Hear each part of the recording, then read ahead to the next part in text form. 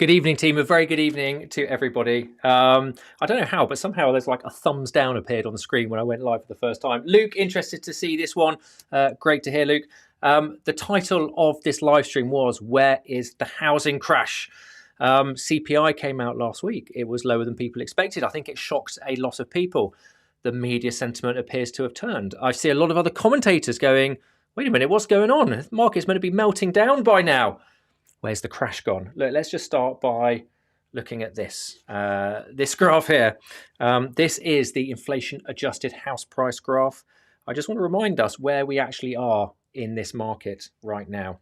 We're 14% down already in inflation-adjusted house prices. This is super relevant.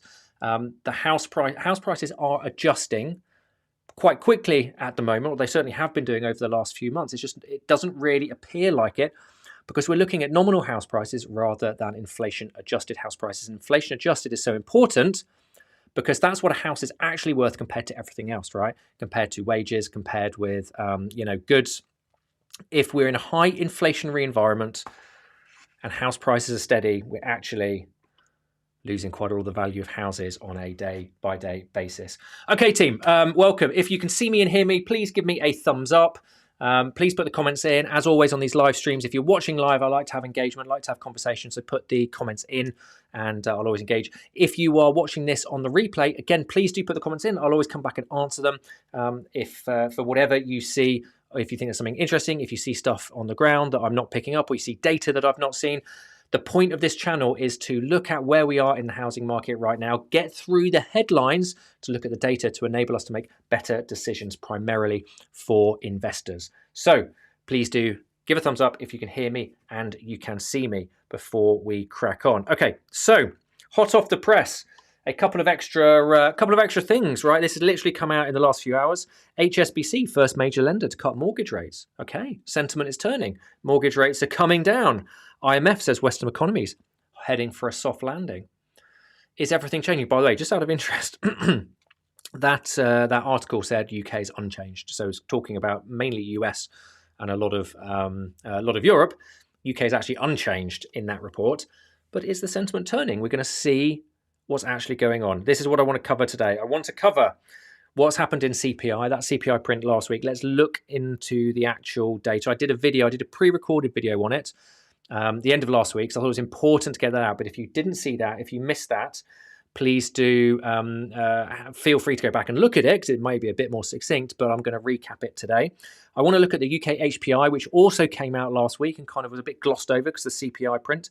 And then we're going to look at what's going on with affordability and the housing market in general. I want to look at where we are going over the next 6 months, 12 months, so we can make better decisions if we're investing.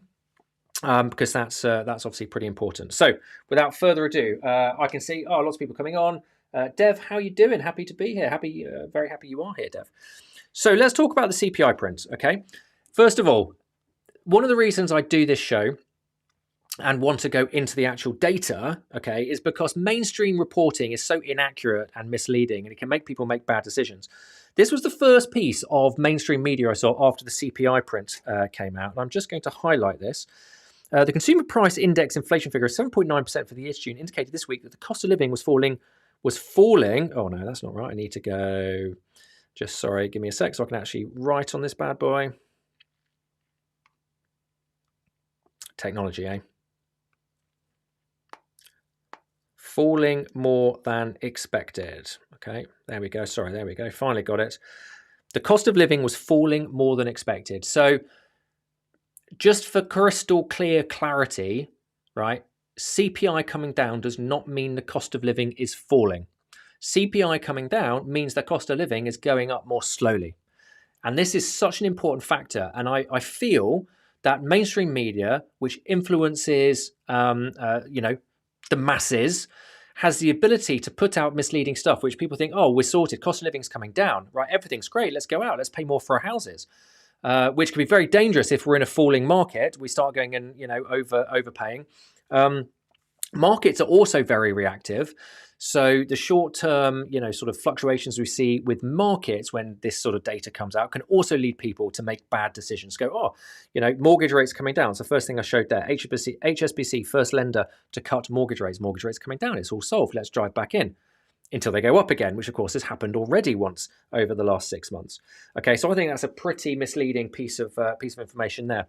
But what's actually happened in this CPI print? Almost entirely, the reason that CPI came down was the cost of motor fuel. Okay, so petrol, diesel. This graph can see that big drop off in motor fuel. Oh, I think my pen has run out of battery. That's why it's not working very well. I'm going to ditch that. We can see the big drop off out of the data set with the price of motor fuel, and that's obviously gone through supply chain and caused some things to reduce in terms of the inflation print. It's obviously caused the headline to reduce a lot more than people thought. But here's my issue with everything being linked to the cost of fuel: is that fuel in itself is a volatile commodity. It's obviously come down a lot over the last 6 months. The cost of fuel, if you look at the cost of Brent, it's come down from over £1 over $100 to, I think we're 74, something like that, a barrel right now. It can easily go back up. Now, right now, the forecasts are for Brent crude to go back up again over the rest of this year into 2024. There's talks of cut in production, OPEC, the cartel, get to manipulate all of this. So the chances are, and this is sort of, forecast, looking at economists' forecast, crude is going to go back up. So the fuel price is going to go up, not hugely, it's not forecast to go hugely, but that might well feed back into the figures over the next sort of 6-12 months. And the other thing is, it's also very sensitive to third-party things. So if there's some other third-party event, the escalation of a war or, another sort of conflict breaks out, that again will spike the cost of fuel, goes back in, and we're back to square one. So it's not like we've stripped out all of our core inflationary things, items, and they're all coming down. It's fuel that's volatile in itself. People say, look, food is on its way down. Team, food is still at 17% annual inflation, yet we would expect this to be dropping off much more quickly because the cost of production of food has actually dropped significantly already. So it's kind of starting to show that our retailers, right, are building in their margins and keeping, profiteering out of this, because if the cost is coming down hugely, but the price to us is only coming down a little bit, right, we can expect excess margins to be going in. So price of food, yes, marginally coming down, but still above 17%. Let's have a look at this basket of goods with CPI, okay, and have a look. Alcohol and tobacco, unchanged. Clothing and footwear's come down. Housing and household services, unchanged, of which owner-occupier housing costs actually gone up. Furniture and household goods has come down. Health very slightly. Transport is the big one, gone to negative 1.7. Communication, gone up. Recreation and culture is the same. Education is the same. Restaurants and hotels have come down a little bit. So a lot of the parts in the CPI print that make up core inflation have either gone up or stayed the same. So that's a concern, okay? That's not the inflation issue has gone away. So that's something to bear in mind when we want to forecast with interest rates. So I said in my pre-recorded video, one swallow does not a summer make. And I still back that up. And I think we need to see the trend on those core items over the next couple of months before we can really say that we're trending down on that core inflation, because we're going to look at some other sort of metrics as we go through this evening. And you'll see there must be a worry of a secondary effect of inflation, secondary wave of inflation coming in. Okay, and we'll look at that in a bit. But what the bank won't want, what the Bank of England won't want to happen, and certainly what the government won't want to happen, is take their foot off the gas, okay, and let a second wave of inflation come back in that's going to sort of embed even more. And therefore, when people are going, oh, inflation's down, what's going to happen to interest rates is the predictions have come down quite a lot over the last week, I would say. Is that actually going to follow through with what the bank does? And are we, I'd say we're quite fragile at the moment. What effect is that going to have on those interest rates going forward? I certainly do not think we are out of the woods yet with inflation. But I'd love to know your thoughts on it, right? Let's get your comments. That's not come out very well at all. I'll just read it. Stuart, core inflation has only dropped 0.2% to 6.9, still close to highs. Wage rises are at record high. There appears to be a lot of vested interest jumping on the CPI drop, rates going higher. Who's that? Stuart, I couldn't agree more, and we're going to look at some of that data. I especially agree with you about the wages. Okay, when you talked about the wages there, this will be a concern to the bank, right? And I'm going to start to crunch some numbers to analyze that wage growth versus inflation, because I think we're at a bit of a turning point with this at the moment, bit of an inflection point, would you will. Okay, so that's CPI. Let me know your thoughts on CPI, because this will drive interest rates. Interest rates will drive the housing market. The two are inherently linked. And of course, as interest rates, the higher they are, the longer they stay high, the more likely we are to force the economy into recession. And of course, that is also symbiotically linked with the housing market as well. Okay, let's progress. Let's go on to the UK HPI, which again was released the same day as the CPI print, but kind of got ignored because everybody was talking about CPI. And it really got ignored because there was not a huge amount to talk about. So let's just go over the stats for UK HPI. Pretty much flat in terms of month on month. Okay, so we can see month on month, price change for property in the UK was a big fat 0. There's a lot of people going, which way is it going, right? Why is it not crashing? Remember what I said at the beginning? Look, I'm always going to come back to this today.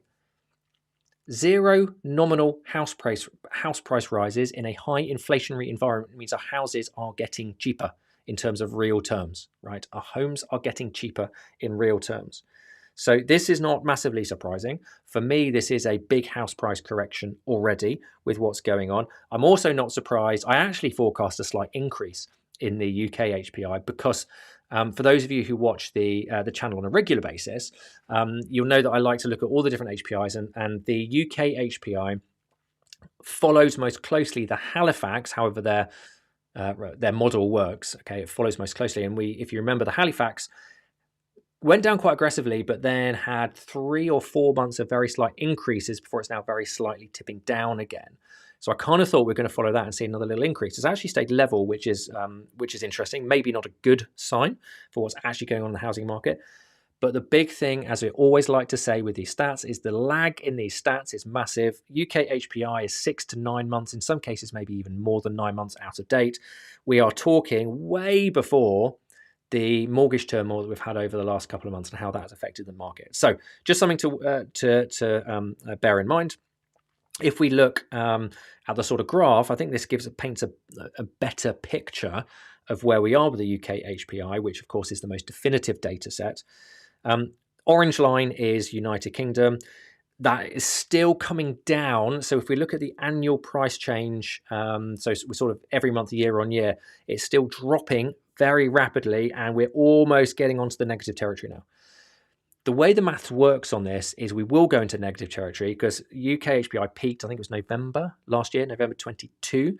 So to get the accurate 12 months, we've got to go November to November. So almost certainly we'll be, decently negative by the time we get to November this year. The question is how much? That's the annual house price change. And then if we look at regions, I think this is interesting actually. So this is month on month for the regions. Scotland, interestingly, is having a little bounce up. I don't invest in Scotland. I don't know a huge amount about the Scottish market, but I know they had quite an earlier and deeper dip than the English market, but they're having a little tick up month on month. Apart from the Midlands, so we've kind of got East and West Midlands there, and Wales, the rest of the country is negative in terms of growth. Okay, so it's declining. The biggest one actually is Northern Ireland. So we were talking last month about why is Northern Ireland still showing year on year quite a lot more than the rest of the UK. If you look month on month, Northern Ireland is now seeing the biggest drop. So it looks like that is potentially catching up. Midlands always seem to stay a bit stronger because it's almost like a nice blend, I feel, the Midlands. In the Midlands, you get yield, plus you get capital appreciation, whereas up north, you're not going to get a lot of capital appreciation. Down south, you've got very expensive properties, which are going to be affected by affordability much more. So Midlands holding strong at the moment. Rest of England is in decline. Wales and Scotland not doing too badly. So we'll see how that goes next month. However, this is the big thing that I want to highlight, and I think this is showing where we are in the market. This is the sales volume for the last 5 years. And if we look at, here we go, if we look at 2023, you can see we are significantly, sorry, I'm trying to scroll rather than draw. You can see we are across the board now significantly lower in terms of sales volumes. Now, this is March, comparing March with March. So again, we're already 4, 5, 6 months out of date on this data. everything is showing the market contracting in terms of sales volume, which to me says one big thing is, well, two big things. Number one, it's probably going to prop the market up, transaction volume coming down, because I've always said the thing that will cause a proper market crash is a massive increase of supply of property onto the market, right?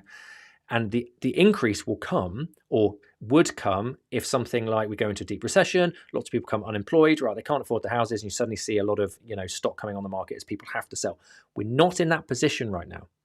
We have strong wage growth, and therefore people are able to be a bit more choosy about what they do. And if they don't need to sell, I think people are sitting on the sidelines.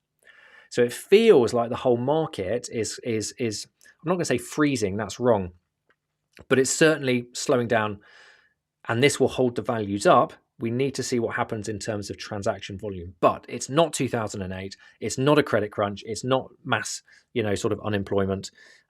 So I suspect this is what we're going to see for quite a long time now, which is why I've always said that I don't think there's going to be a big V or big drop in prices. I don't think it's going to be a big crash. I think it's going to be a longer, slower, shallower, but more drawn out correction than a lot of other people are forecasting. That's my personal opinion.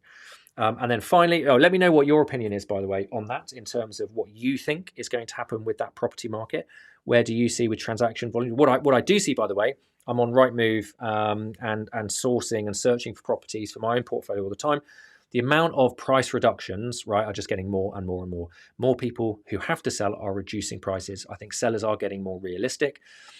Interestingly, speaking to a lot of my clients within my accelerator program, what they are seeing is that the sort of higher yielding properties that they're trying to buy, there's a lot more demand from investors for properties that deliver a double-digit gross yield. And I think that makes sense. I think with the interest rates now much higher, people who would be happy to get 6-8% gross yield on a property are now looking for 10% plus, and therefore shifting their search from potentially, down south, London, Midlands, up to, sort of northern areas. Wales, I know, very buoyant with where the yields are higher. So that's interesting. Okay, and finally, let's just look at this graph. We've had our little pause, a little tick, I guess, if you call it, at the, the sort of first leg down. Again, if we compare that to 2008, 2008, we had exactly the same, this little tick. If I, sort of zoom that out, you can see it's kind of mirroring. In 2008, after the little tick up, we then saw quite a deep fall down. I'm not expecting a deep fall down. I'm not expecting that from looking at what's going on with the Halifax and the nationwide HPI, what's going on with wage growth, what's going on with unemployment. I do not expect that big dip to now follow the little tick up. I expect it to go flat, maybe a little bit shallow, because, and I'll go back to this quite a few times, high inflationary environment, sitting level is losing value. Okay, there we go. Let's see what we've got. Some of the comments. Welcome to everybody who's tuning in, by the way. Hope you're having a very good evening. Anthony, what prices, wheat prices are going to be worth watching? Last year, the war plus bad weather caused chaos and helped drive some of the inflation figures. It'll be Q4 2023. We'll see that when Bank of England want to reduce wheat prices. Yeah, look, these commodities. And I think this is what I mean about that. We've got two things driving the inflation, right? We've got external factors that we can't control, oil price, wheat price, Ukraine being one of the largest grain producers in the world, and then we've got the internal metrics, things like our recreation and culture and communication. And it's these internal metrics, I think, are the real thing that we're trying to, the bank want to sort out here. And we need to see a prolonged period of those in decline. But they're just sitting there where, pretty sticky at the moment. So I think it's going, I think there's sting in the tail here for CPI. Any other, let me just see, sorry. Yeah, good conversations going, guys. I'll just let you talk. While you're talking, just a quick promo for me. Hope you'll allow me the luxury. I've written a white paper on the state of the UK buy-to-let industry for property investors. It talks about how investing in a high interest rate environment is completely different to how it's been for the last 15 years. What's changed, the strategies that you can use now if you're looking to generate higher returns on your capital in property. It's free. just use that link. I've also got a link in the description. I'll put a link in the comments afterwards. Feel free to download it. Have a read. It's a nice little PDF. It'll probably take you about 30 minutes to read through, and it's full of interesting stuff. Okay, so let's talk about affordability. If you remember, there's three things which will drive a large market crash. One is affordability, and we know that affordability is tight in the UK. Everybody's incomes have been squeezed, both with with inflation, with real term wage drops, not nominal, real term inflation adjusted wage drops. We'll come back to that in a little bit because this is changing. Utilities, cost of energy, cost of food, interest rates going up. Okay, we know affordability is tight. The other two things are negative equity. So of course, when people are stuck in negative equity, it makes things very difficult if they need to sell. And the third thing is unemployment. And I talked last week about the unemployment and at the moment how we're still tight in the labour market, but it feels like it's softening. And some of the very leading indicators, including the amount of job vacancies being put out by businesses right now, are dropping massively. Just a very quick, in fact, this is a very quick story for you. I also run a group of scaffolding companies. I own a group of scaffolding companies, which I've been building for the last few years. And we just had our energy direct debit changed by our energy provider from £350 a month to £1,900 a month. And of course, the first thing I did as a business owner was cancel the direct debit and go, there's some mistake here. What's going on? Because we're on a fixed price contract, right? Now, what happened? We are on a fixed price contract, but it fixes every year and they do a market review. And if they can find a cheaper rate, then we can break that contract and go into a different contract, which is fine. So the last review was done in November 2022, pretty much when the energy prices were right at the top. And we fixed onto 77p a kilowatt hour. Now, actually, I because I'm not involved in the day-to-day, my sort of team do that. It wasn't something I was aware of, and it didn't feed through. I look at P&Ls.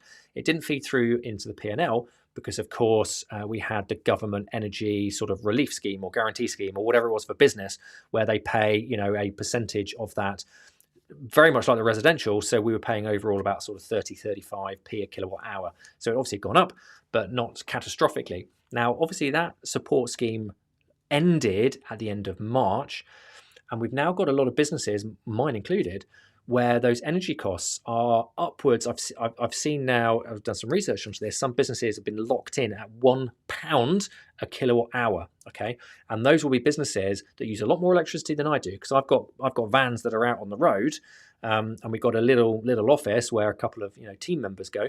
And that little office with team members and floodlights in the yard and stuff like that is costing £1,900 a month right now in the summer. Can't wait for November to come around to get out of this. But imagine that effect on other businesses, right?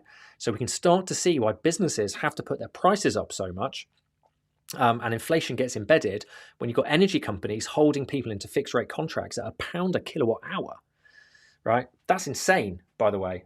That is absolutely insane. Bearing in mind, I think I pay 66p a kilowatt hour to fill my electric car up in the really expensive M6 services when I go up and down to Chester to look at my investment properties. So that's sort of a bit of an anecdotal story about what's going on with some businesses right now. If this carries on, we will see small businesses struggling with those sort of costs, because you can only put your prices up so much. There's only so much price elasticity a market can take. And when your sort of overheads, goods, raw materials, price of timber tripled last year before. When these things go up so much, right, you can't carry on putting your prices up at that amount. Just something's going to break at some point. So anyway, let's go back to affordability, because last week I talked about unemployment. This week I want to revisit affordability, and something that I spoke about 3 or 4 weeks ago now was, how is the market holding on so well? Why is it showing such resilience right now? And one of the things that I sort of hypothesized was there's a lot of liquidity still sloshing around in people's bank accounts. All of the free money that people were given a couple of years ago, there's a big spike in savings rates. Actually, people are pretty well capitalized after COVID and lockdowns. So they're buffers. And I actually think people have been quite responsible about this. When you look at the sort of the net inflow, and I'll show you the graph in a second, the net inflow into savings accounts, massive net inflow, like the biggest we've seen ever. So there's buffers, there's shock absorbers there that a lot of people have been now using over the last year. I saw this on a Bloomberg Opinion Twitter, saying the clock is running out on post-COVID savings. When they're spent, higher interest rates will finally hurt. So Bloomberg seems to be agreeing that this is something that's helping to prop up the markets.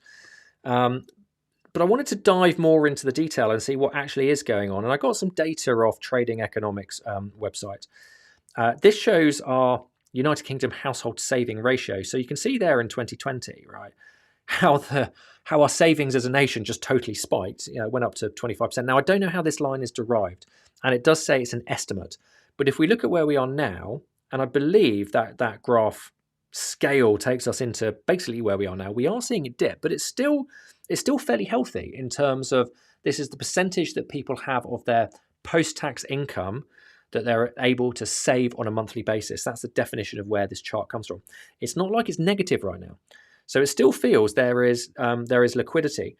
Again, if we go into UK household disposable income, this is again by Trading Economics, we are seeing a trend reversal. Okay, we are seeing a downtrend right now, but it's still, you know, way above where we were. Now, again, I assume this is not inflation adjusted figures. So I think what we probably would have to see is inflation adjusted figures. But if we look at the last couple of years, you know, it's not like it's suddenly diving off disposable income. And again, I want to caveat, I do not know how this graph is calculated. But what I did think was interesting was this trend line that they put in, which effectively shows that our disposable income, household disposable income, has peaked and is now coming down. Okay, so it looks like it peaked sort of 2021, end of 21, beginning of 22. We've seen the peak. Now going into end of 23, 24, that trend line is coming down, or the forecast trend line is coming down. Okay, so it shows that we're going to have less disposable income, that affordability will continue to become an issue. We all know that energy is not going to go down anymore, probably in the next 6 months. We are very fragile to another shock to the system right now. And this was the big one. This for me is the big graph that really shows what's going on with the outflow of savings. I showed it a couple of weeks ago, but I think it's worth showing again now. Big spike over COVID. Okay, we're now seeing a large net outflow of UK savers funds. So I said it a few times, at some point, liquidity will run out, right? And it feels like it's that race between, do people's savings run out before they get into trouble, or do the interest rates come down? And I do not believe we're going to see interest rates coming down anywhere soon. You know, the talk, because the mortgage markets are talking about a little movement after the better than expected inflation figures. All of a sudden people are thinking, right, interest rates are going to start coming down, you know, in the next few months. I don't think they will, is my honest opinion of that. And I want to talk about why I think that. Okay, so that sort of brings me nicely onto the next bit. So yeah, look, headlines: UK mortgage rates could fall in weeks, inflation drops. They've started doing it now. Mortgage rates, right, are much more variable, much more reactive than Bank of England base rate. And it's very, very volatile at the moment. I say markets are extremely reactive to news. And if you look at what's happened over the last 2 months, I mean, it's gone, mini budget spiked up, then it's come down again, right? And everyone goes, oh, we're out of the woods, it's all stabilizing, everything's good. Then the inflation started becoming sticky and it's been spiking up for the last 2 months. It's been carnage. There's been products pulled all over the place. We get one print, right? One print where inflation comes down more than expected, which, by the way, is the first time ever since we started tracking it in this cycle that it's come down more or been more beneficial than the experts or the economists have predicted. But when you look at it, as I talked about at the beginning, the core inflation has barely come down. CPIH core inflation is even less, actually. So the core inflation overall is 0.2% down. But when you look at the CPIH, which, you know, the ONS says is the most definitive metric they use, CPIH core inflation is down 0.1%. It's 0.1%, right? It's still, you know, whatever it was, 6.9 or 7 or something like that. But it is worth noting that the swap rates have changed considerably. This was last week or 2 weeks ago. When I last look at the swap rates, we can see the 5-year swap rate there is 5.2%. This was yesterday, 4.6. So it's come down 0.6% since that CPI print. That's a big old swing, right, in a week and a bit. So that will feed into mortgage rates now. But to me, and I'm going to go and see what you guys are saying in a sec on the comments, it feels like a bit of a bull trap, if I'm totally honest. Okay, so it feels like if anybody looks at stocks and shares and trading, you get your bull trap where things are going down. It's a bear market, and you get that little pump of optimism and pump of value, and people are basically suckered into sticking their money in something before it capitulates. It almost feels like that could be going on right now. I'm not saying it's being engineered on purpose or anything like that. It just feels like those interest rates have swung a lot on one printout. If we see a trend next month and the month after, fine, fair enough, great. We've solved it. I don't feel we're there right yet, right? I think it's premature to be talking about that. Let's just see where we are in terms of comments. Luke seeing Midlands freeze. I assume that's house price changes. Beverly, 2,000 Virgin Media jobs in the UK to go end of the year. Look, it's interesting. I think for me, one of the main metrics I'll be looking at over the next 6 months is what's going on with unemployment. It's so difficult to really understand what's going on because the stats are so skewed with the definition of what an unemployed person is, because they're separated from non-productive and unemployed, and non-productive just don't go in the data set, right? So if you have not been able to look for a job or if you've not been looking for a job in the last 4 weeks and you can't start in the next 2 weeks, you are out of that data set. The only people that sit in that unemployed data set are people who are looking for work in the last 4 weeks or can start in the next 2 weeks and don't have a job. That's the unemployed figure. Unproductive people, right, are not in the data set. Employed include all self-employed and everybody on zero contracts hours. All they've got to do is work 1 hour and they go into the employed column. So it's so difficult to really understand what's going on, which is why I thought that bit about job vacancies was so interesting last week that we talked about. If you didn't catch that, go and see that, because I think that's worth looking at as a leading indicator as to what might be happening, are those job vacancies, and what businesses are doing to recruit right now. Okay, let's tie this off before we go to questions. I don't want to rabbit on too much this evening. House price to earnings ratio. This is the big one. Somebody mentioned it right at the beginning about the strong wage growth. And my feeling is this must be a concern to the bank, right? When you're looking at inflation, when you're looking at secondary effects of inflation, I feel we've hit a turning point. This was the last graph I was showing in terms of wage growth. So the blue lines are nominal. This is actual wages, right? The sort of green and purple line are inflation adjusted. Now this is the zero line here. So we can see, right, in the December to Feb 2023, even though everybody's talking about wage growth being strong, it's still below inflation, and therefore people's wages are actually eroding in real terms. That's up to that data set. Let's go to the next data set. This has changed quite quickly. Okay, so that data set took us to about here. We've now seen a spike up, and sorry, just to clarify, this is inflation adjusted wage growth. Okay, so our inflation adjusted wage growth is now on parity to inflation, and I would suggest is quite quickly could well start to exceed inflation. Okay, so yes, we know nominal is going up a lot, but inflation adjusted, if that starts to exceed expectation, right, people's that's really starting to hot up at that point. And in fundamentally still high inflationary environment, to see that must be a concern for the bank. So when they're looking at interest rates, they're not just looking at mortgages, right? They're not just looking at home buyers. They're looking at the economy as a whole. They're looking at its wage growth, because the secondary effect is if they take their foot off the pedal now, with this strong wage growth, all of a sudden everybody's going to get a lot more disposable and can potentially start to then consume more, which is where the secondary effect of inflation comes from. And they're not going to want that to come in, which is why I believe that these interest rates are going to start to be higher for longer. And that's going to make that gap get bigger. And I'm just going to talk to you about that gap again. I'll go full screen.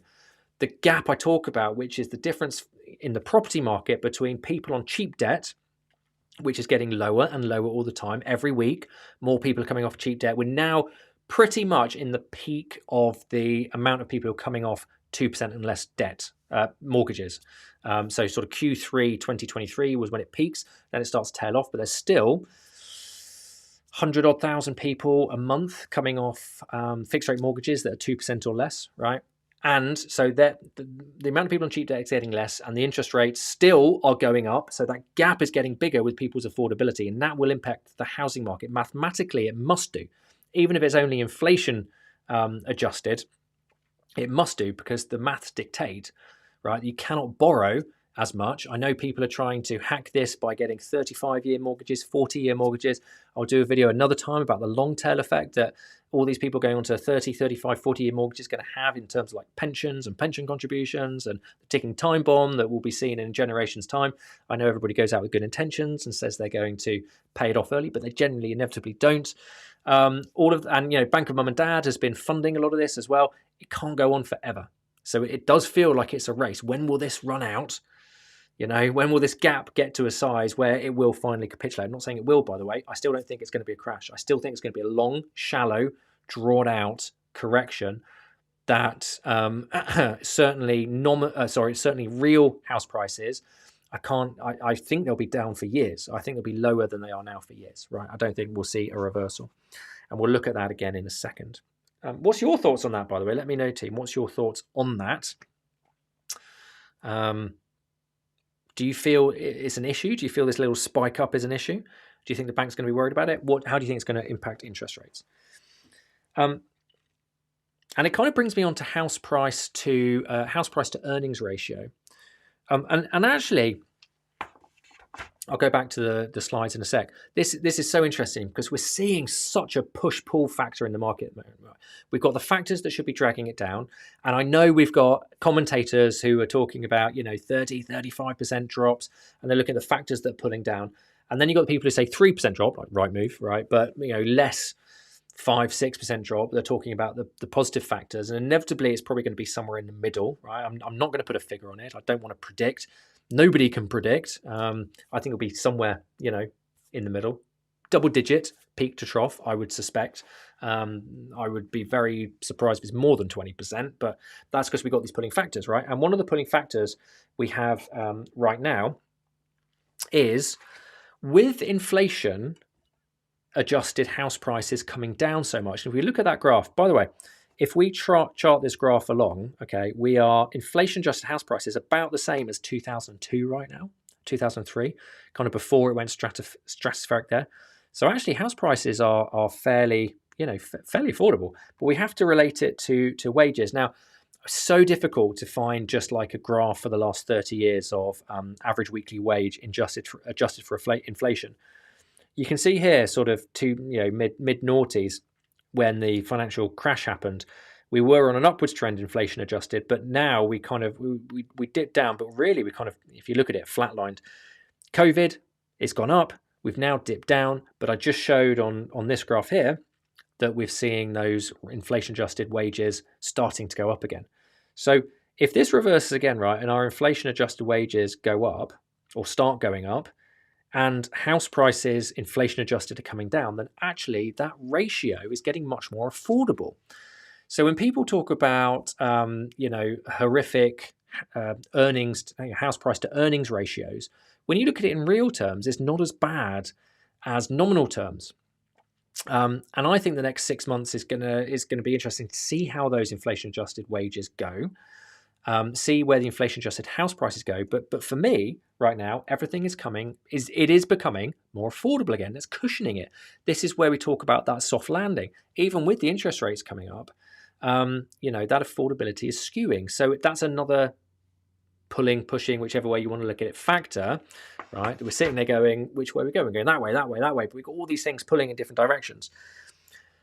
That's why I don't think we're going to get this massive nominal price crash, because the affordability looks to be increasing. Okay, and just to tie that one off, finally, if we look at yields, as an investor, this is what I care about: is yields.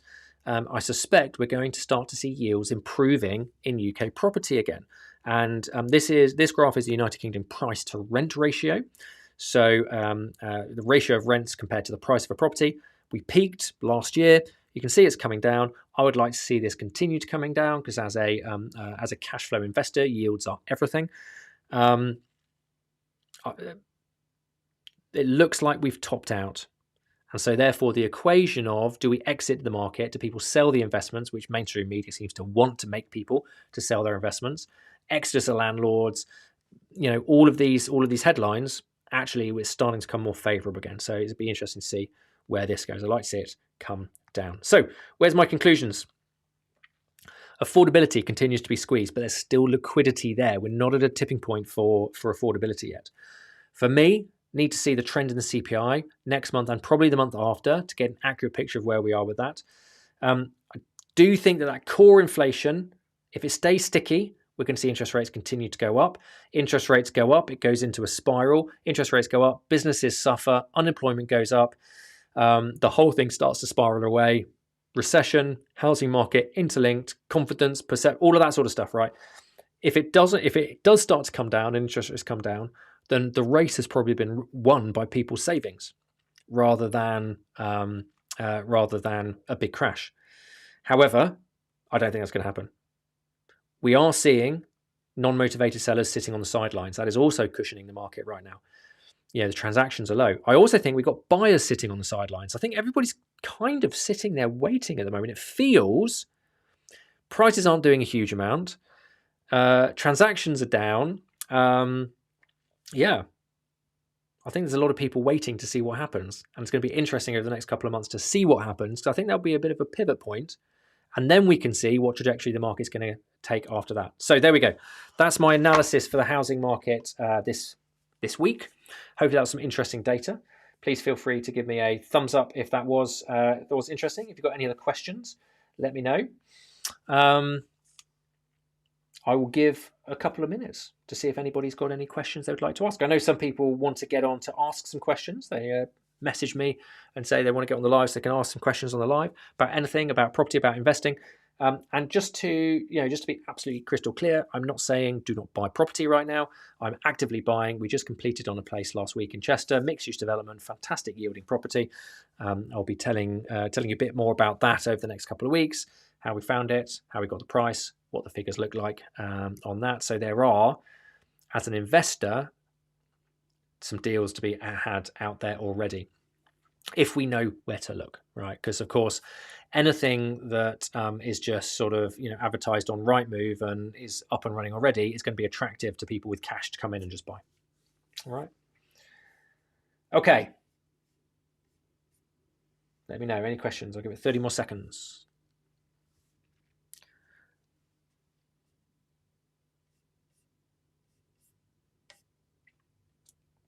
Otherwise, team, it's been an absolute pleasure as always.